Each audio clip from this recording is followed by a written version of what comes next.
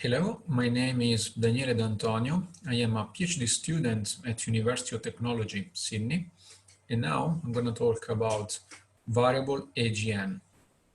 For this work, I used catalogs listing AGN, and I searched for their counterparts in two radio surveys, which are RACS and the VAST Phase 1 pilot survey. And in these two radio surveys, I found over 2000 AGN. Here in this plot, we can see modulation index percentage versus chi-squared. The black points are non-variable AGN, and the red points are variable AGN.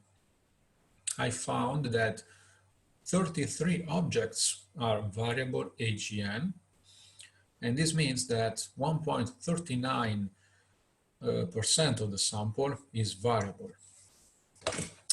The radio variability is due to scintillation.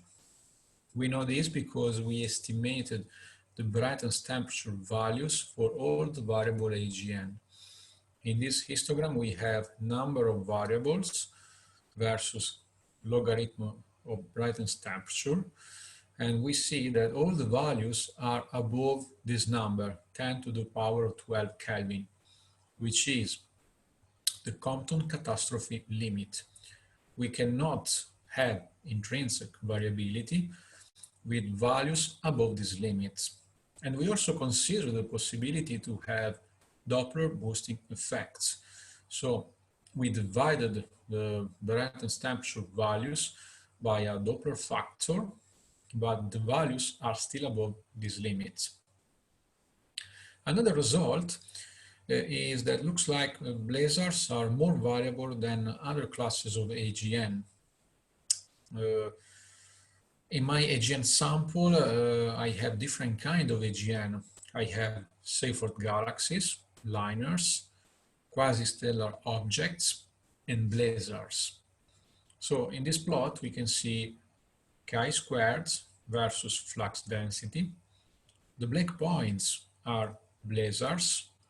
The red points are mainly all the classes of AGN I mentioned before. And we can see that the blazars have larger chi-squared, and the physical interpretation is blazars are more variable than the other AGN. Another thing we have done is to use a scintillation model, which gives prediction of the modulation index values for objects varying because of scintillation. And what we have done is to compare the modulation index values that we observed with the ones predicted by this scintillation model.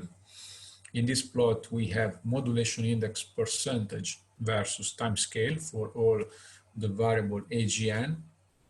And the red points are the observed data, so the observed modulation index values. And the black points are the model predictions. And we can see there is a gap. We think this gap might be due to electron density variations in the galaxy.